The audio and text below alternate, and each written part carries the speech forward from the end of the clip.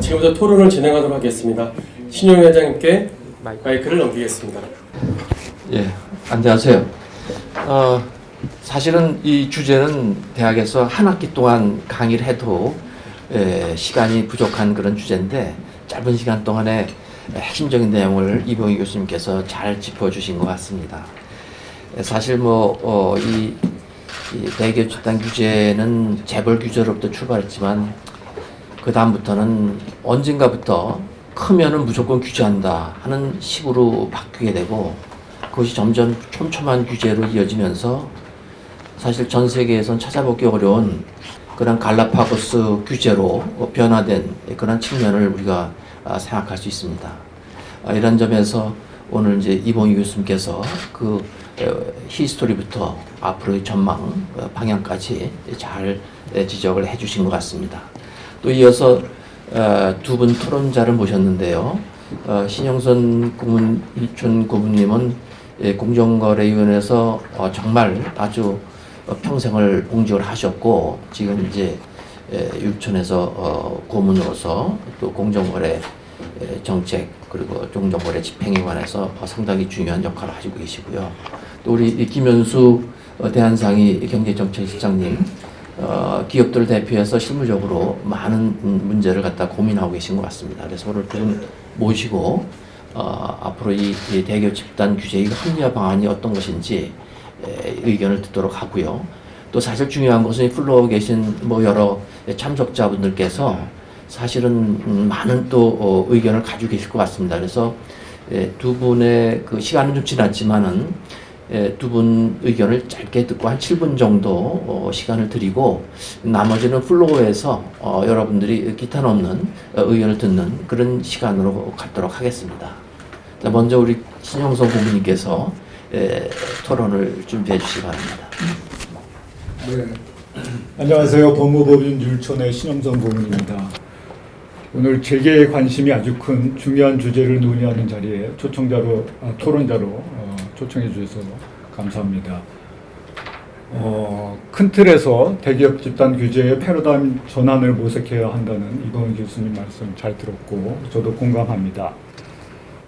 우리 공정거래법의 특유한 대기업 집단 규제는 잘 아시는 것처럼 86년 도입된 이래 지난 36년간 우리 공정거래 정책의 중요한 부분을 차지해 왔습니다.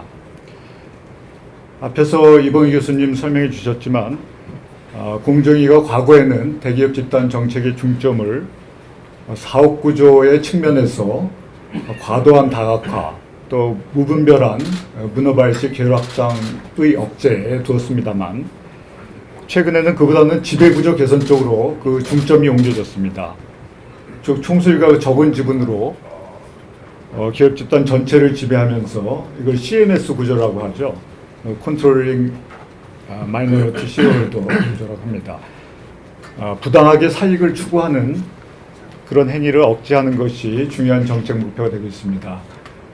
그런데 과거의 정책 목표로 삼았던 과도한 다각화 또 무분별한 문어발식 계열 확장 억제에 대해서 생각을 해보면 다각화를 할 것이냐 또는 전문 업종 핵심 역량에 집중할 것이냐 하는 것은 기업의 경영 전략의 문제이죠. 그래서 기업 스스로 판단할 사항이지 정부가 개입할 사항은 아니다. 또 계열사 수도 마찬가지로 어느 그룹에 계열사가 100개가 넘었다 하더라도 그건 기업이 선택하는 사항이지 정부가 문제 삼을 부분은 아니라고 봅니다. 새 정부 윤석열 정부의 대기업 집단 정책은 기업 부담이 경감되도록 규제 완화 또는 규제 합리화 초점이 맞춰지겠습니다만 저는 총수의 사익 추구를 억제하기 위한 정책은 지속될 필요가 있다고 생각합니다. 공정위도 지난 8월 16일 대통령 업무보고 때 효율성과 무관한 지원 목적의 계열사 간 일감 몰아주기는 집중 점검하겠다고 한 바가 있습니다. 그 부당 지원이나 사익 편취 규율이 필요한 이유는 여러분 잘 아시는 것처럼 그 총수일가 지분이 적은 계열회사에서 총수일가 지분이 많은 계열회사로 이익을 이전하면 이게 뭐 터널링이라고 하는 거죠. 총수의 이익이 증가됩니다. 반대로 이제 소수주주 이익은 그만큼 침해되는데 이것은 그 주주 간의 부의 이전의 문제이기 때문에 상법에서 규율할 문제입니다만 우리 상법상의 관련 제도가 충분히 작동하지 않아서 부당지원 행위를 억제하는 데 한계가 있는 측면이 있습니다. 또 이 부당지원의 문제는 주주 간의 그 부의 이전, 주주 간의 문제에 그치는 것이 아니라 지원을 받은 회사는 자신의 실력과 무관하게 경쟁상의 우위를 갖게 되는 시장에서의 이제 공정한 경쟁하고도 관련성이 있어서 지금 우리는 공정거래법에서 규율을 하고 있습니다. 또 이제 우리 주식시장에서 기업 가치가 저평가되는 이른바 코리아 디스카운트의 주요 원인도 뭐 지정학적 위험 이런 것보다는 지배구조 문제라든지 총수 일가의 뭐 사회편취 행태 이런 데 더 원인이 있다고 보는 것이 일반적인 평가인 것 같습니다. 그러면 이제 향후 대기업 집단 정책을 어느 쪽으로 끌고 가야 되느냐 관련해서 먼저 이제 그동안 추진해온 대기업 집단 정책의 효과성 그리고 정책 목표와 수단 간의 정합성 또 최근의 경제사회의 여건 변화 상황, 정책 환경 변화 상황 이런 것들을 객관적으로 분석 평가하는 것이 선행될 필요가 있다고 생각을 합니다. 이런 평가를 토대로 해서 새 정부 공정위는 향후 대기업 집단 정책을 어떻게 추진해 나갈지 큰 그림과 로드맵을 제시할 수 있어야 한다고 생각합니다. 현행 규제를 전면 재검토할 필요가 있다는 이봉희 교수님 지적에 동의를 하고요. 이와 관련해서 제가 오늘 한 두 가지 제 의견을 말씀드리려고 하는데요. 첫 번째는 그 사전 규제를 촘촘히 하는데 치중하기보다는 사전 규제라는 건 사회적 비용을 수반하게 되죠. 그래서 사후 감시를 강화하는 방향으로 추진할 필요가 있겠다 하는 말씀을 드리고 싶고요. 저도 과거에 공정에서 오래 근무했습니다만 기업 집단 관련해서도 서기관 시절에 기업 집단과의 근무를 했고 또 기업 집단 업무를 담당하는 경쟁정책국장을 역임한 바도 있습니다. 그 공정위 사람들은 그 규제를 설계할 때 어떠한 루프홀도 없게 뭐 규제의 사각지대가 없게 이렇게 만드는 데 역점을 두는 그런 경향이 있습니다. 그 대표적인 예가 이번에 최근에 입법 예고된 그 공정거래법 시행령 개정안을 보면 친족 범위를 축소하고 있죠. 그 혈족은 4천, 인척은 3천인을 축소하면서도 혈족 5천, 6천과 인척 4천의 경우에도 계열사 지분이 1% 이상 보유하거나 또는 이들이 보유한 회사와 계열사 간에 채무보증이나 자금대차가 있는 경우에는 친족에 포함되도록 하는 예외 조항을 두고 있습니다. 그런데 이제 기업 입장에서 생각해 보면 이것들을 파악을 하려면 또 현재와 같이 동일인이 일일이 혈족 5천, 6천, 인척 4천의 상황을 확인해야 됩니다. 그래서 기업의 부담이 사실 전혀 줄어들지 않는 것이죠. 그래서 만약 이제 그 혈족 5천, 6천이 누락됨으로써 계열사가 누락되는 문제를 걱정을 하는 것인데 이제 그거보다는 계열사에 빠진다 하더라도 사실 부당지원행위 규정을 적용할 수 있지 않습니까? 만약 부당지원 문제가 된다 그러면 이것이 계열사 외에 다른 회사에도 적용할 수 있게 규정을 만들어놨기 때문에 이런 식으로 사후규제, 사후감시 쪽으로 가야지 사전규제를 너무 촘촘히 만들다 보면 물론 부당한 행위를 억제하기 위해서 그렇게 이제 구상을 했겠지만 선의의 기업에 어떤 부담이나 이런 피해가 돌아간다 이런 점을 좀 생각을 했으면 좋겠다는 말씀을 드리고 싶고요. 그 기업형 벤처캐피탈 CBC 관련 규제도 마찬가지인 것 같은데요. 그 외부 자본 40%, 해외 투자 20% 이런 제한이 있습니다만, 뭐 해외에서는 이미 잘 아시는 것처럼 뭐 구글 벤처스나 이런 CBC를 통해서 벤처 투자가 활발히 이루어지고 있습니다. 그래서 이것은 CBC 제도는 막 도입을 했기 때문에 바로 바꾸기는 어렵겠습니다만 중장기적으로는 이런 쪽의 규제도 좀 완화하는 것을 검토할 필요가 있겠다 하는 말씀을 좀 드리고 싶고요. 두 번째는 그 일반 집중 규제 대상을 대폭 축소하는 방안을 좀 검토할 필요가 있겠다는 생각입니다. 상호 출자 제한 기업 집단으로 지정되면 공정거래법상 상호출자, 순환출자, 챙유보증, 뭐 금융보험사 의결권 제한 이런 규제 외에 30여 개의 개별 법령에서 여러 가지 규제를 받게 됩니다. 근데 현행은 이제 자산 10조 원이죠. 이제 곧 이제 GDP 기준으로 0.5% 이상 지정하게 되는데 이번 금년에 지정된 기업 집단 수가 상출 기업 집단 47개 집단입니다. 그런데 앞에서 이봉희 교수님도 말씀해 주셨지만 대기업 집단 내에서도 상위 그룹과 하위 그룹 간에 굉장히 이제 양극화가 심한 상황이죠. 그 상위 5개 집단이 현행 이제 공시대상 기업 집단 전체로 볼 때 76개 기업 집단에서 차지하는 비중을 보면 자산 총액은 뭐 50.5%, 매출액이 54%, 당기순이익이 57% 이렇게 되게 이제 5개의 그룹이 전체에서 차지하는 비중이 절반을 넘습니다. 그리고 그 미국에는 뭐 시총 상위 기업들이 다 그 창업 기업들이죠. 뭐 구글이든 애플이든. 그런데 우리는 이제 뭐 일부 기업만 대기업 집단에 포함되어 있죠. 그래서 상호 출자 제한 기업 집단에 따른 규제로 인해서 창업 기업이 대기업으로 규모를 확장해 나가는데 여러 가지 제약이 되고 있는 것도 사실이기 때문에 어떤 역동성 이런 측면에서도 문제가 있다고 생각이 됩니다. 그래서 제 생각으로는 이 규모를 좀 대폭 상향해서 한 10배 올리면 50조로 올리면 11대 그룹만 포함이 되고 100조로 올리면 한 5대 그룹만 포함이 됩니다. 그러니까 최소한의 국민경제 전체 차원에서 시스템 리스크 차원에서 어떤 그 규제 대상을 대폭 축소할 필요가 있지 않겠느냐 하는 생각이 들고요.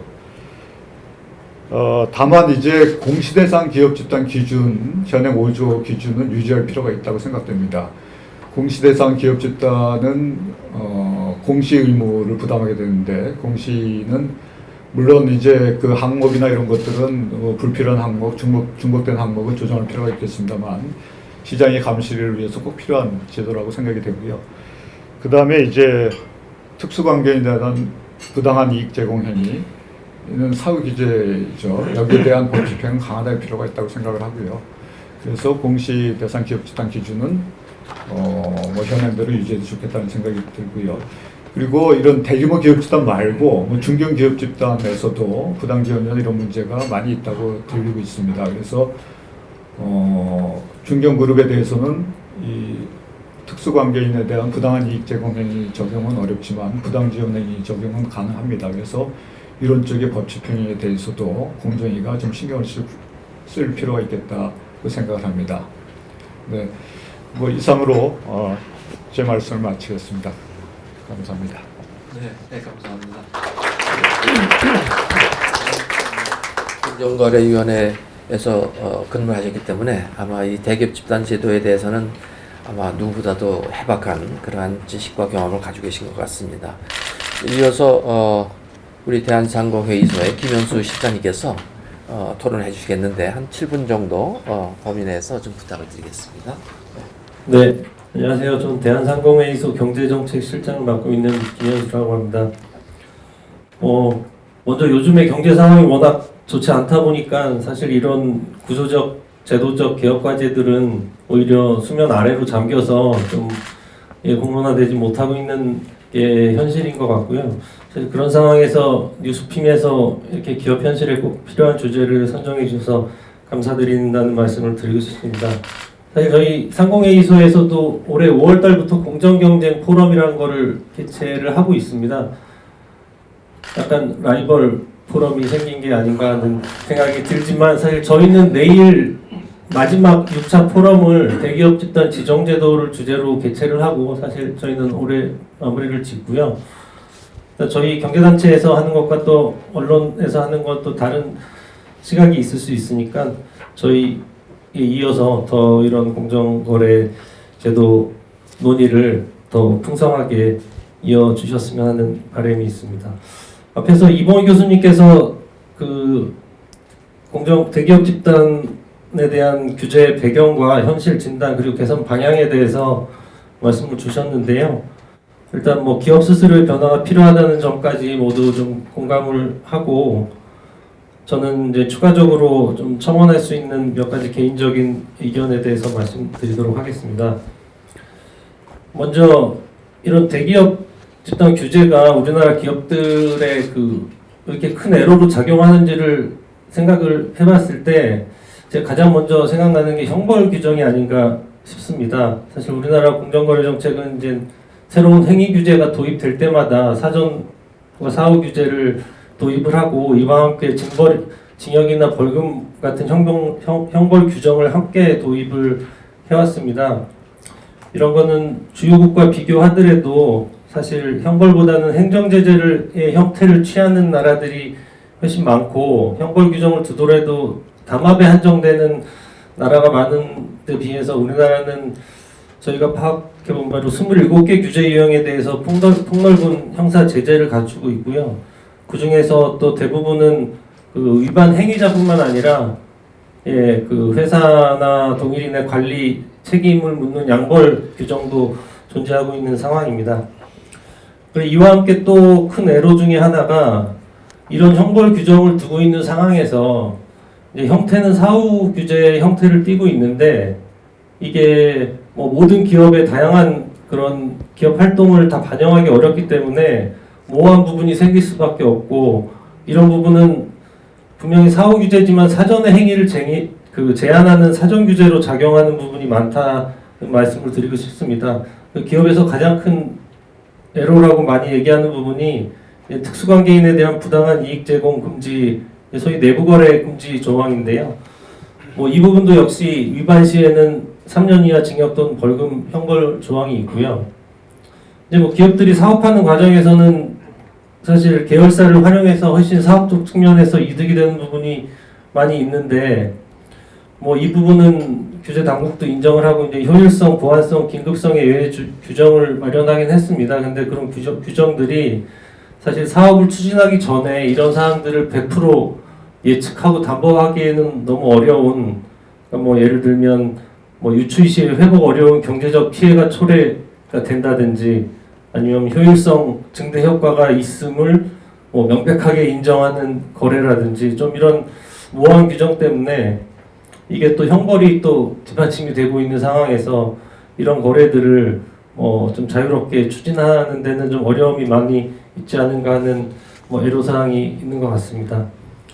그래서 제가 개선 방향으로 뭐 첫 번째는 명확한 시그널이라는 표현을 썼는데요. 사실 이거를 첫 번째로 말씀드린 이유는 앞에서도 많은 분들 말씀하셨지만 새 정부 들어서 대기업 집단에 대한 규제 개선이 국정 과제로도 선정이 되고 기업들이 많은 기대가 있었는데 사실 아직까지는 좀 체감하기에는 어려운 부분이 많이 있다고 생각합니다.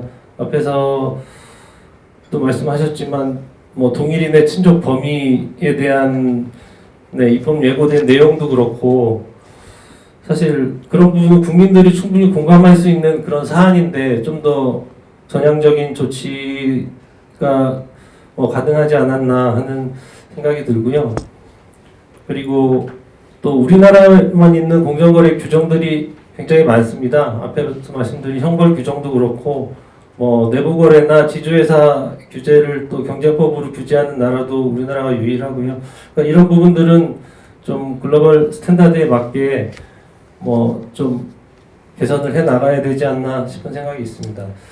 그리고 두 번째로 이제 우리나라 경쟁법의 특징을 보면 어느 특정 기업이 문제를 일으키거나 좀 우려되는 부분이 발생하면 그거를 개별 기업의 문제로 좀 보기보다는 일단 모든 대기업을 집단화시켜서 모든 대기업을 좀 잠재적인 범죄자로 보고 그거를 사전에 모두 막으려는 규제를 도입한 경향이 있는 것 같습니다.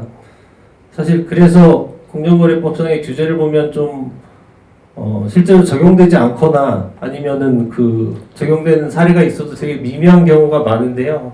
이런 경우를 반대로 해석하면 규제를 도입했기 때문에 문제가 발생하지 않았냐 이렇게 볼 수도 있는데 사실 기업의 입장에서는 법정 한 줄 때문에 무관한 많은 기업들이 그 기업 행위 하나하나를 다 위반 소지가 있는지 없는지 다 검증하고 검토도 받고 이런 부분들이 다 좀 기업의 비효율적인 요소로 정상적인 거래까지 위축시키는 우려가 있다는 좀 말씀을 드리고 싶습니다. 그래서 한 예로 일본 같은 경우는 이제 기업 집단을 회사법상에서 그룹 경영이라는 개념으로 정의를 하고 거기서 이제 우려되는 부분은 이제 기업 집단 내부 통제 시스템 같은 자발적인 규제 체제로 운영하고 있다는 부분도 제기가 되고 있어서 우리나라 정책에도 좀 시사하는 바가 있다고 생각합니다. 그리고 마지막으로 좀 드리고 싶은 얘기는 어떻게 보면 좀 일반적인 얘기일 수도 있는데요. 아까 이봉희 교수님도 각자 도생의 여건은 마련해줘야 되지 않느냐 이런 말씀을 드렸고 약간 비슷한 맥락인데 사실 우리나라 기업들의 지금 경쟁 상황이 보면 좀 올림픽의 예를 들 수 있을 것 같은데요. 예전에는 우리나라가 투기 종목에서 메달을 많이 획득을 했는데 사실 지금 보면 투기 종목에서 메달을 따기 쉽지 않은 상황입니다. 어떻게 보면 수영 같은 종목에서 경쟁을 해서 메달을 따야 되는 상황이 우리 대기업들이 놓인 지금 경쟁 상황이 아닌가 싶습니다.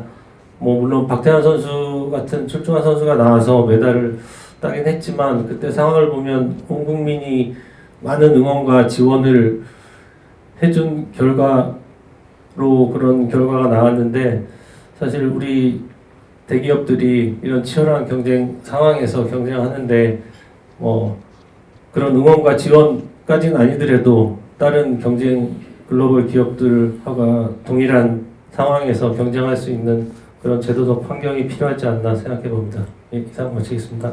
네. 네, 감사합니다.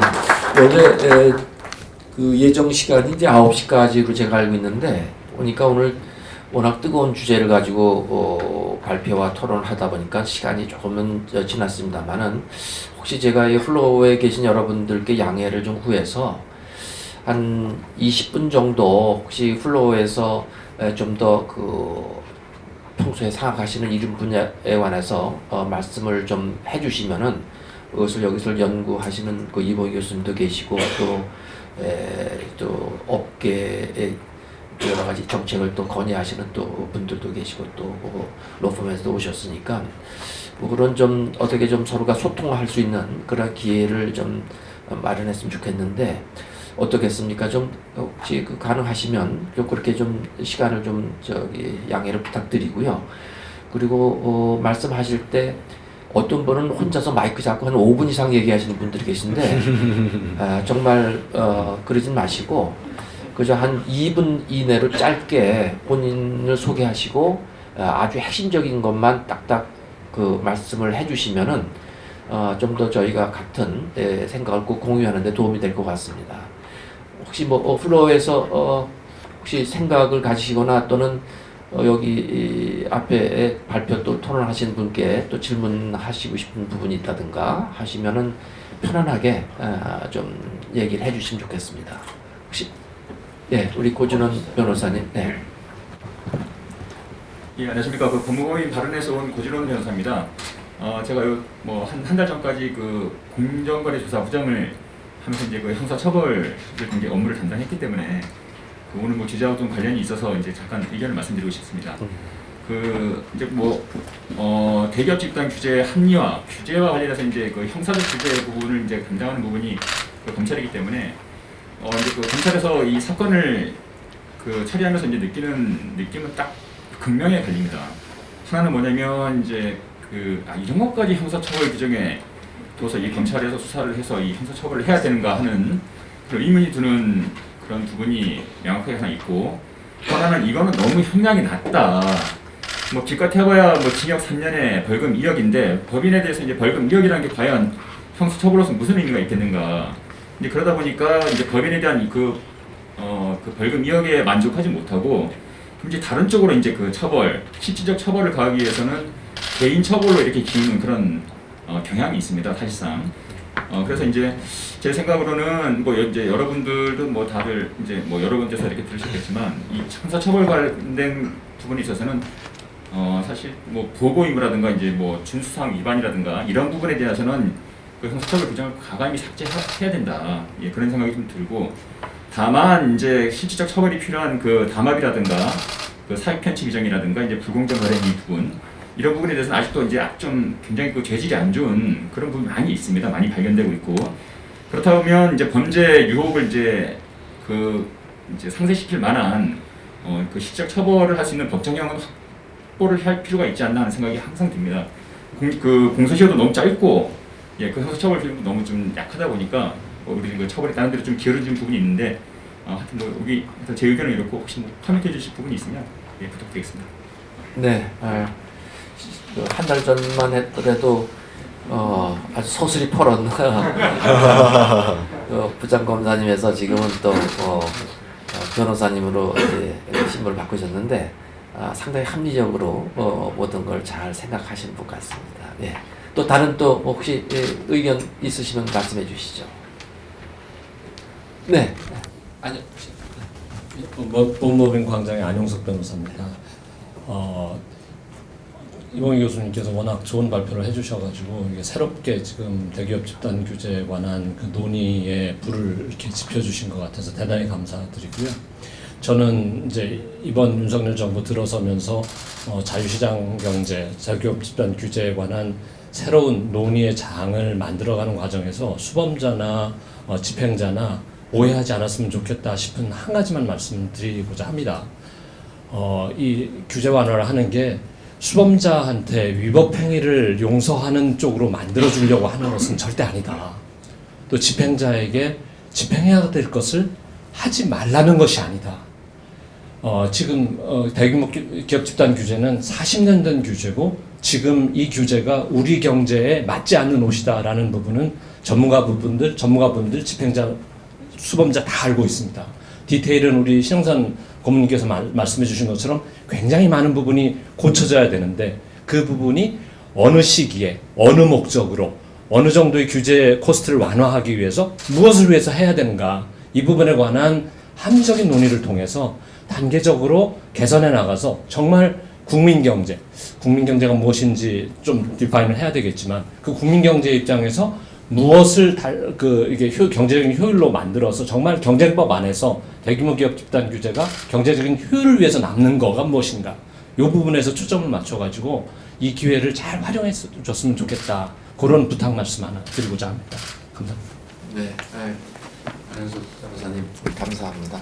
또 플로어에서 혹시 또 여기 혹시 기업에서 오신 분들도 계실 텐데 상당히 친분하고 계신데 혹시 뭐 좀 의견 이번 기회에 저기도 공정위 또 우리 윤수현 부위원장님도 와 계신데 뭐 저기 직접 말씀드릴 기회는 없지만 이런 기회를 통해서 기업들의 입장도 한번 좀 전달해 주시면 어떨까요? 상당히 알겠습니다. 자 그럼 이 정도를 이제 말씀을 드리고요. 사실 이 대기업 집단 규제 아까 잠깐 말씀드렸지만 이게 이제 거의 40년 전에 국내 시장에 있어서의 경제력 집중을 이제 억제하기 위한 제도인데 지금은 전 세계가 글로벌화돼 있고 전 세계 시장이 하나의 시장인데 국내 시장에서의 어떤 집중을 가지고 전 세계적으로 활약하는 그런 기업들에 대해서 규제를 하는 것은 말하자면 동네 골목대장을 마치 구기 잡는 그런 식의 규제로서 사실은 그동안에 너무 잘못된 규제가 아닌가 하는 생각이 들고요. 특히 질서 위반 행위와 범죄 행위를 구분하지 않고 다 형벌로 다 다스리는 그동안의 전근대적인 또 그러한 우리가 집행 형태도 좀 사실은 봐야 되겠고요. 저는 사실 오늘 여기서 이렇게 오늘 이봉희 교수님 발표를 들으면서 이러한 논의가 오늘과 같이 일회성 행사로서 끝나는 것은 조금 좀 아쉽다. 늘 여태까지 계속 일회성 행사로만 하다 보니까 이것이 지속적이고 조직적이고 또한 동시에 이제 통합적인 그런 연구 내지는 또 정책으로 이것이 이어지지 못한 그런 아쉬움이 있습니다. 그래서 어떤 측면에서 본다면 오늘 뉴스핌에서 이와 같은 행사를 개최하신 것은 앞으로 이러한 부분에 관해서 보다 다양한 의견을 수렴해서 이것이 정책적 방향으로 좀 나갈 수 있는 새로운 출발점이 되지 않겠나 저는 이제 이렇게 생각하면서 오늘 이 행사를 마무리 짓도록 하겠습니다. 오늘 우리 이봉 교수님 정말 아주 핵심적인 내용을 잘 짚어서 아마 모든 분들이 아마 공감 잘 하셨을 거고 두 분의 두 번째 의견 좋습니다. 시간이 좀 적기 때문에 저는 이것으로 제 역할을 마치도록 하겠습니다. 감사합니다. 네, 수고해주신 신임원장님과 지원자분들께 다시 한번 감사드립니다. 큰 박수 부탁드립니다. 네, 뉴스핌 자유시장 포럼은 여기까지입니다. 이번 포럼에 여러분께서 이번 포럼이 여러분께 유익하고 의미 있는 시간이 됐으리라 믿습니다. 끝까지 경청해주신 여러분께 진심으로 감사드립니다. 뉴스핌은 앞으로도 의미 있는 주제를 가지고 지속적으로 자유시장 포럼을 추진해 나가겠습니다. 감사합니다. 네.